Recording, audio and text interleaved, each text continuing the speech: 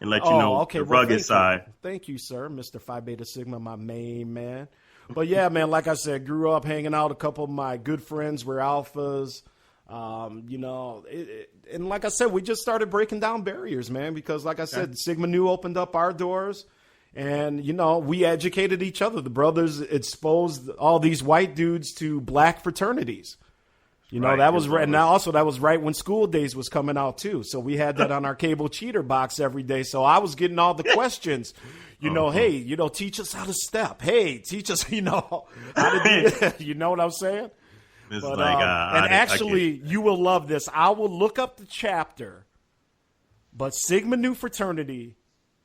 Oh, I got to find the chapter, but we got this it came in the newsletter, won a step show at, I can't remember the campus, with the Black Greeks. What, campus in Idaho? No, I don't know, brother. I'm not saying it was in Mississippi or something, but I'll find that stuff somewhere. But yeah, send that to me. What's going on. And find that YouTube is undefeated, as Ninja says. Absolutely. Send that video to me too. Hey man, I'll tell you what. And by the way, there was a couple sisters at that party too. And when they brought their girls out and walked me over there, they said, "Ladies, this is Vince. He's thinking about joining." Stop. Oh man, First lady. Hey, the governor's using executive privilege here, okay? Dude, you always start off like this and then get your ass in hot water, and then you definitely don't get no nudesy. I mean, you got to learn, Vince. You must learn. You my boy. I'm just looking out. Let's get to this chat real quick. Oh, so, look what the first lady just wrote in there about me. See, I told you, Vince. First lady, I try to keep him out of trouble. What does it say? There was tons of issues with the stadium last night. Thank God they left soccer freaks in. Broken chairs, ran out of food, chairs broken stands. Exactly, more inside. Dude. Yeah. People were falling off of their chairs a couple times, man. Whatever. Listen, Vince was a community organizer reaching out and touching all. Let's get back. Let me backtrack real quick here. So Ninja, by the way, I hope I answered your question, brother. And yes, the Nutsi is definitely undefeated. Oh God! So Fish a little sawed off. Ha ha, Governor, you floored me. You know what, Governor, you and these little jokes, man. Okay, you better hope I don't make it down to TDS weekend. Short people problems. Reggie Lawrence, y'all. Ninja said, "Damn, the first time the stadium was used was for a soccer game." C Mick said, "Hey everybody, speaking of, what's up to my homeboy and one of my best friends, C Mick." Up there. Oh, yes. C. Mick in the house. And, folks, by the way, I mean, hell, we've been John so much. Hey, you're listening to the Sports and More show here on Spreaker.com and XSquadAffiliates.com. We'll talk more about our X Squad partners. We got Real Cast Rangers, Ninjas up in the house, so we welcomed him as well. And also, joining us in the chat room, we get the music going. Ladies and gentlemen, you know him, you love him. Your favorite uncle at the party, he's the uncle that lets you have a sip of wine. He's the cool uncle that tells you, about just being a man and coming up. Ladies and gentlemen, give it up for the number one chief rocker, Jersey Vern. What's up, Jersey? Jersey, so I told you, Vince, this is why you got me on the show, because I speak knowledge, man. And I'm the practical one, all right? I don't be just making up stuff and kissing ass But your boy RC said, I hate to say it, but Dollars has a point. The Vikings should have christened the stadium. With that said, it's not a huge deal. Damn right. If you meet a hot, fine-ass girl, you ain't going to have your boy sleep with her first to test her out, are you? Hell no. I would like to welcome Lady Poochie to the Sports and More show. What's going on, Mrs. Sluggo? How are you? Oh, here we go. Caller on the line. Caller on the line, are you there? I'm here. Oh, ladies and gentlemen, patty cake microwave. What's going on, John Fisher? What's going on, fellas, man? I hear y'all out there throwing blows at each other. Just throw them blows. I hear y'all throwing blows, and I'm like, maybe we talking football and stadium. Like maybe I can jump in and we can make this like an alley cat fight like in Heathcliff. Hey, man, we can do that because let me tell you, folks, this is John Fisher, host of Cooking with the Microwave. Nobody's taking any more of Reggie's nonsense, man. So he's over here talking Switzerland and this and that. Well, we're going to move on from Switzerland. I'm going to show him how proactive the Gov is going to be and just put this little sawed-off man in his place. Patty cake. Hey, Gov, let me tell you something, man. That little sawed-off, that is going down in history. Sorry, Dollars, you my boy. But let me tell you something, man. That little sawed-off right there, I think that was the best one I've ever heard. That was he just came off the hip with it too, man. And whenever you get me cornered, Dollars, when we get to our little debates or whatever, I'm gonna throw that little sawed-off right out there. Let me tell you, man. Big things come in small packages.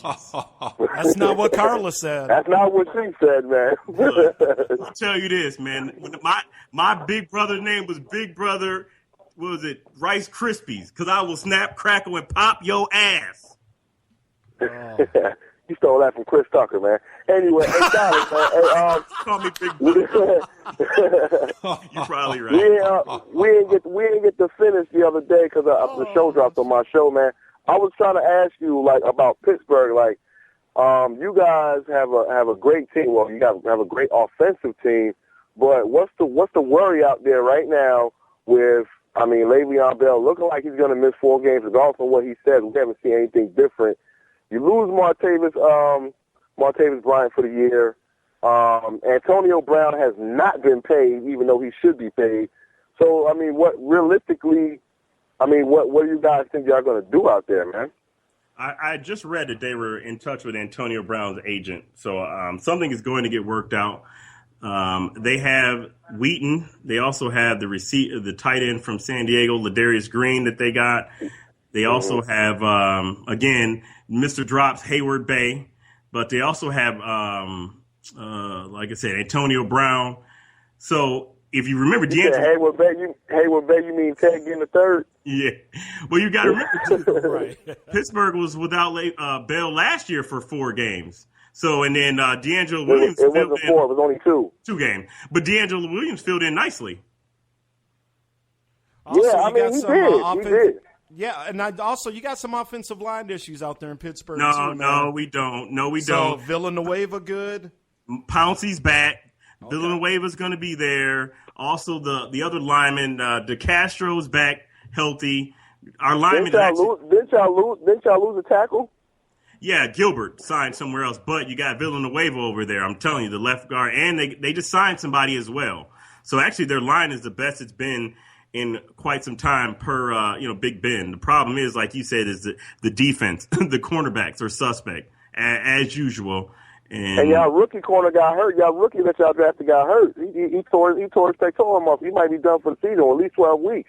Yeah, well, that's always been an issue, especially with Mike Tomlin, who's supposed to be the defensive guru over on the team. But the cornerback. And it's funny you guys are talking Pittsburgh Steelers football because the lovely and talented and the smartest lady, not on radio and TV and sports, Miss Thorny Switch has joined us. So first, let me say what up, Miss Thorny.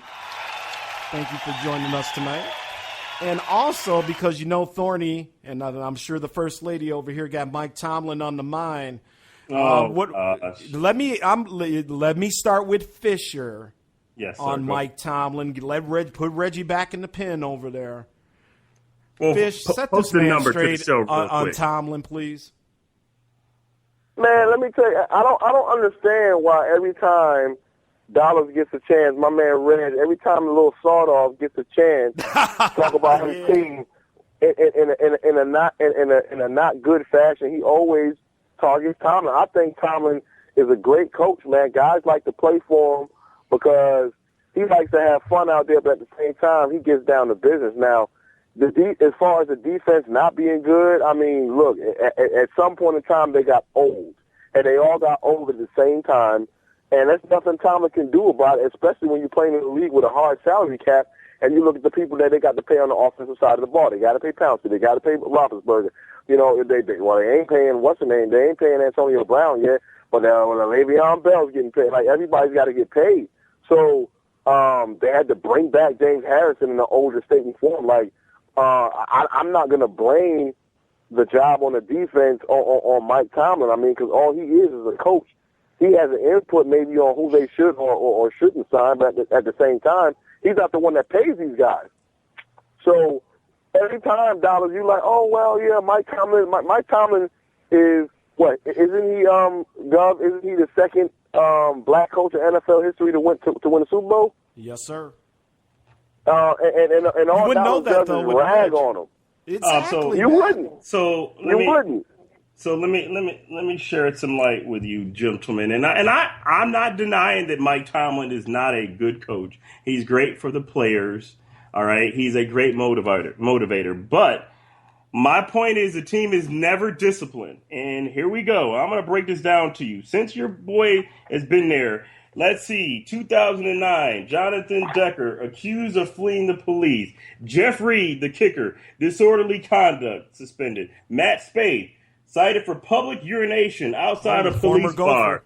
Jeff Reed, hold on, let me finish. Jeff Reed, again, resisting arrest, public intoxication. Hines Ward, accused of drinking and driving. Alameda Tamu, resisting arrest. Chris Rainey, domestic violence. Le'Veon Bell, drugs. Le'Veon Bell again, missing meetings. LeGarrette Blount, drugs. Antoine Blake. My point is, no discipline, none. Dollars, man. Yes, sir. Are you going to hold Mike Tomlin accountable? He's not Chip Kelly. He's not a grown man trying to treat other grown men like they're kids.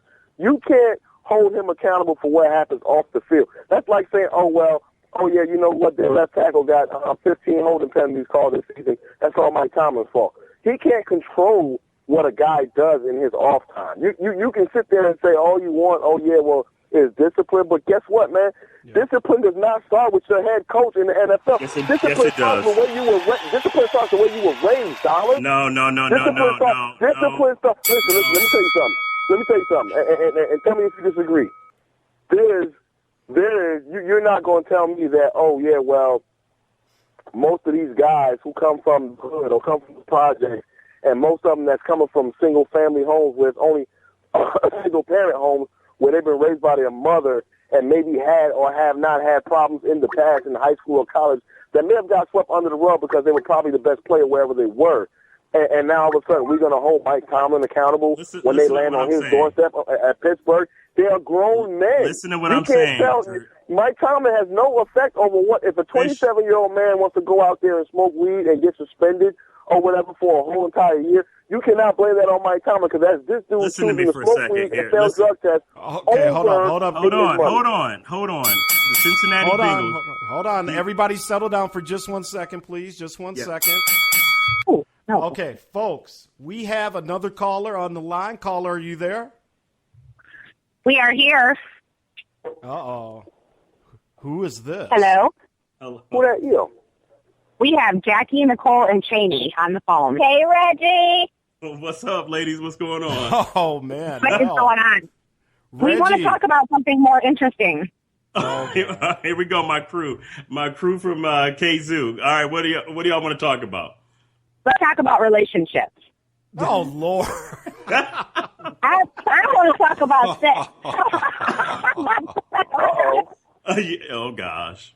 Let's hear it. Actually, you guys have motivated us to start our own podcast. Oh, boy. Well, y'all definitely should, after this, you should check out Spicy Conversations, but you guys should do your own podcast. Hey, well, hold on, Reg. Hold on, ladies, Fisher, everybody. Let's kind of reset for everybody here. So we got John Fisher out of Atlanta, Georgia, host of Cooking with the Microwave. Reggie, why don't you introduce the lovely ladies to the Sports and More Nation properly? All right. Since you got no manners and you're a little sawed-off man. All right, so we got my one of my good friends, Jacqueline Parker. So hey, hello. And then her girl, my other good friend, Nicole Minshaw. What up, Nicole? And then hey. the lovely, nice Miss Cheney. Now, I'm not too familiar with Miss Cheney, but they are Cheney Ogletree. Okay. There you go. What's up, Miss Cheney? So go ahead, Vince. You can ask the questions, Vince. You go ahead. Okay, ladies. Well, first off, thank you for calling in and adding some much-needed spice to the Sports and More show. As you heard, as we call him, Little Sawed-Off, Reggie Lawrence over here is on a little bit of a tirade. So, ladies, why don't you how do you guys know Reggie, and is he always this mad at people? And then we getting back to you, John Fisher. Okay, well, We have known Reggie for years and not